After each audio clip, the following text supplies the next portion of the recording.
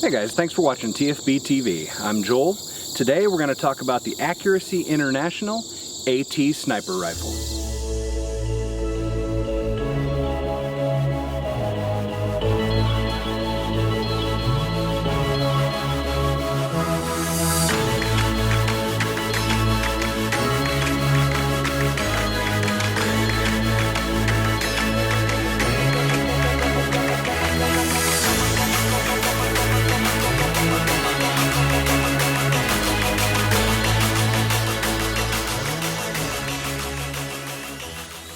You know, this is a bit different than what I normally cover. I typically slant towards the competition type of rifle and the competition side of doing things. We're taking a little bit of a shift today and talking about an actual sniper weapon system. It's a little bit different in some key areas, and we're going to discuss those today. So my goal for you is give you a little bit of history, a little bit of specs, and just kind of general overview of the rifle.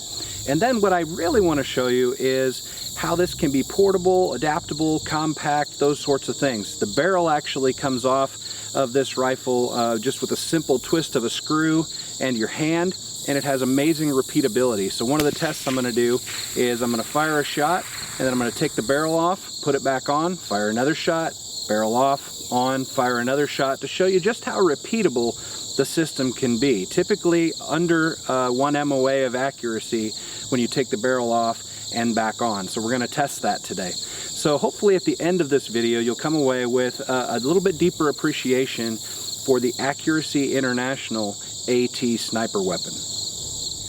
So like all good stories, right, and like all great gun manufacturers, they started in a garage with nothing to their name. I'm pretty sure every great American company starts like that, you know, at some point. Like Apple, of course, you know, best computers out there, in my opinion.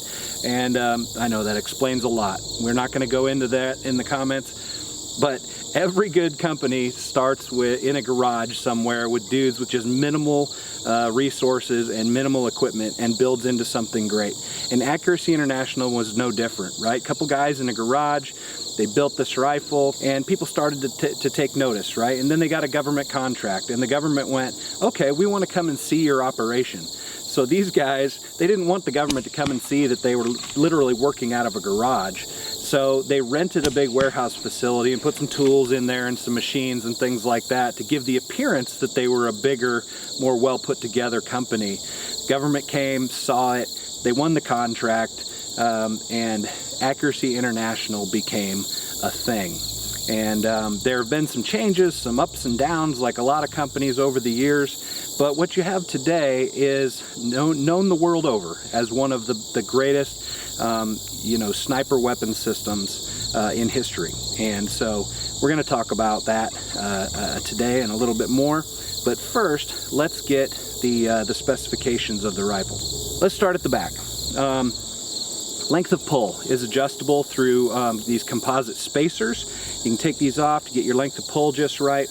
Moving forward, you've got your comb height adjustment here. So the cheek riser just loosens with an Allen key, and you can raise and lower that and tip it in and out, move it in and out so that you can get just the perfect cheek weld. That's really nice. The shape of the buttstock is unique in that when your rear hand is on your bag, you also want to be in control of your rifle here, helping to mitigate recoil a little bit. But the shape of this is intended to be able to hold your bag and your rifle at the same time and control the rear of the rifle. So that's nice. It does have a side folder. So again, we're talking about the compactability of this rifle, right? So on your side folder, you just push a button, locks into place. That's good for, you know, putting it into a case or a pack or something like that. That's very handy to have. Moving forward, you've got a 2-stage trigger, very common to AI. You know, in a 2-stage, of course, if you're not familiar with that, you press the trigger, it comes up to a wall and it stops. And then the second stage is the actual break of the trigger and then your reset, right? So this has got approximately a 3-pound trigger. You've got a 1.5 to 2 pound pull, and then the final is like 1.5 pounds, something like that. So coming forward, you've got the action. Now the action is a little bit unique in the AI rifle, okay? In that it doesn't require any kind of bedding into the chassis system. It's kind of a solid metal piece inside of there, the chassis that it bolts down into. No need to bed it. Nothing touches the barrel out here at all, which is great. The bolt throw, you know, unlike say a Remington 700 is about a 90-degree bolt throw, the bolt throw on an AI is 60 degrees. 60 is nicer because it's a shorter throw. It could potentially be faster, those sorts of things. This is a 3-lug system on the bolt as opposed to 2 on a standard Remington 700 style bolt. I think that's mainly when it gets dirty, you know, it just ends up being a little bit more reliable and those sorts of things. So that is kind of unique about the AT system. Now what you see here, the green part, the OD green here, they call them skins because they're just panels. You can take them off. They're very flexible panels that if you take them off and try to twist them, you'll just break them. Once they're on the rifle, they're extremely durable. They're you know, bolted in a number of different spots to give it rigidity and that sort of thing. But it's mission adaptable, right? If you need a different color for whatever environment you find yourself in, you can easily just change the skins on the rifle. Like this particular one came with tan, and I was able to get some green ones, the OD green, which is the original color. It's actually a sage green now. But the old original AT, when it first came out, had these OD panels on it, and I got those after the fact, and I like that color better. So you can adapt that. But inside, underneath those panels, you find the frame of the rifle, and it's a chassis, a solid chassis, all the way through from this section here up to the front, right? And that's what gives it its rigidity. Now, nothing contacts the barrel at any point, so there's no need to bed this rifle. You can literally take it apart completely, put it back together, and it's just repeatable. Again, with that repeatability, that's what we're after. The barrel's 26 inch. This one is chambered in 6.5 Creedmoor. 26 inch 1 1/8 twist, okay, which is ideal for the 6.5 Creedmoor. I'm just going to be shooting factory ammunition today from Berger. This it shoots the 140 grain hybrid target bullet, okay, and that's what I'm going to be shooting today. This rifle seems to shoot that pretty well, and that's what I'm going to be going with. Now up here on top, of course, I do have a suppressor up here on front, owned by me, registered to me.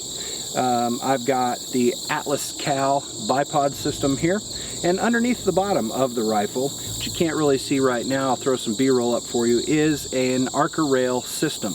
Attaches to the flat part underneath the fore end of the rifle and allows me versatility, right? I can put a bipod underneath there. I can put any other kinds of attachments under there. The bipod is nice because it actually slides the full length of that rail system, which is really helpful. Now moving up to the top, I have a spur mount, which is a solid one-piece mount. Spur is very unique in the sniper rifle type community, precision rifle community in general, mainly because of the way it attaches, right? Most rings or attachments points, they clamp straight down from the top onto the scope. What Spur has done is they've rotated that, because internal to every scope, there are parts of this scope that if you squish it from the top or straight from the sides, you could damage things internally in the scopes if they're not made well. Now this is a Night Force, it's basically bomb proof. We don't have to worry about that, but a spur mount is rotated just off at, say, a 45-degree angle. So the pressure from the mount itself or the rings is at a 45-degree angle. So internal to the scope at that angle, there's nothing that can be damaged by over-tightening. Though these are spec'd, and so we want to attach them, you know, with per spec. But that's what makes a spur mount unique, and you can remove it and put it back on and everything. Again, repeatability is what we're after. This is the Night Force Attacker 5-25, and it is a mill reticle. All right, guys, so I'm walking down range right now, and I just shot the first and like the initial 100-yard group. I haven't run this rifle for a couple of months. I actually took a class from Frank Galley, who is the you know, the owners of Sniper's Hide, and that was out in Colorado a couple of months ago. Now I didn't change anything from my class in Colorado and my zero out there, coming back to Missouri here and firing this group. It just is a testament to the rifle and to proper fundamentals when you're running a good rifle like this and good ammo. I'm going to rock down here and show you the group that we got right out of the gate, and I'm pretty impressed with it. So I thought, I mean, it's not impressive as far as like high-end precision rifles go, but for boxed ammunition, coming from a Colorado zero down to a Missouri 0, it's not too bad. So I wanted to take you along and show you. Let's get over here to the target and I'll show you what we got. All right guys, so here we are at the 100-yard line and what appears to be about a ½ an inch group. I'll throw a picture up on the screen so you can see exactly what it measured. To my eye, it's about a ½ inch group here at 100 yards. That is with factory boxed ammunition. First 5 shots out of it in months. Haven't touched it since I went to a class in Colorado. So for me to be able to get that kind of accuracy under those conditions out of this rifle just speaks to the repeatability and the quality of the system. So now what we're going to do is we're going to go back and I'm going to adjust my 0 down to point of aim, point of impact, make sure my 0 is good, and then I'm going to fire a shot onto one of these circles, and then I'm going to take the barrel off, put it back on, fire a shot at the next circle, and so on. Do that a few times and we're going to see what the repeatability of this weapon system can do. Alright guys, well at some point during my recording of the barrel off and on procedure 3 times in a row, my microphone lost audio. Not sure what was happening there. Anyway, I'll have to apologize. So you're getting a little bit of voiceover. So I'm not going to show you everything that I did. I'll just do this, you know, a little shorter way. Took the barrel off, put it back on, shot, off, on, shot, off, on, shot. So I did it 3 times for you. I'll show you the result on paper and we'll just move on.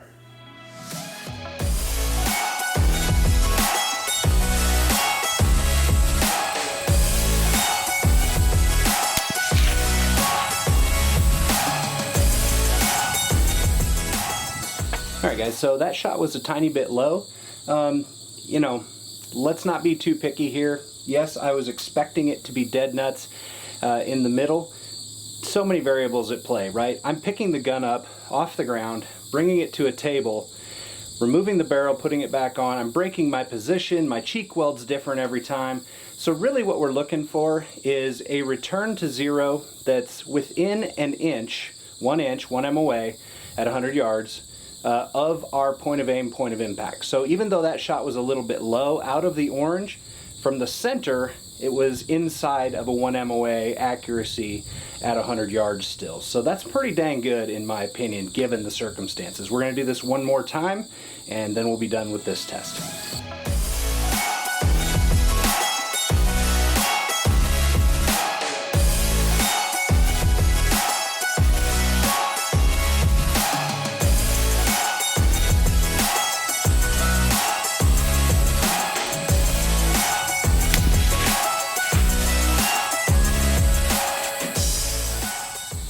Alright guys, well I think the results speak for themselves. The AI AT sniper weapon system is reliable, repeatable, and it builds confidence. You can imagine being a sniper in the field, zeroing your gun, say overseas and wherever it may be, and then going into you know, a completely different war zone, a completely different environment, and be able to sit down and be assured that your rifle is still going to maintain a good 0 and still function reliably. This gun will do that. I'm not so sure my $7,000 competition rifle would do that, right? You guys give me a hard time for being a snob, but you get what you pay for, right? An AI AT is not cheap. You know, the base rifle, you're looking at $4,500. And then you put a $2,500 optic onto it, a $300 bipod, and you know, a suppressor and all those other things, and you're looking like at an expensive weapon system right on line with what the competition guns cost. But you get a lot of confidence, a lot of repeatability, and in the field, that confidence and repeatability for a sniper is key, okay? So you really can't argue that. Guys, thanks for watching TFB TV today. Hopefully you appreciated the content. Hit us up on Patreon. There's a link in the description below. That would be helpful. Get yourself entered to win some monthly giveaways over there. Also support us through checking out Ventura Munitions. Those guys sponsor us here on the channel. They give us ammunition and support. They're awesome. Go ahead and check them out. There's a link below to them as well. Thanks for watching TFB TV. Tune in again soon for another great video.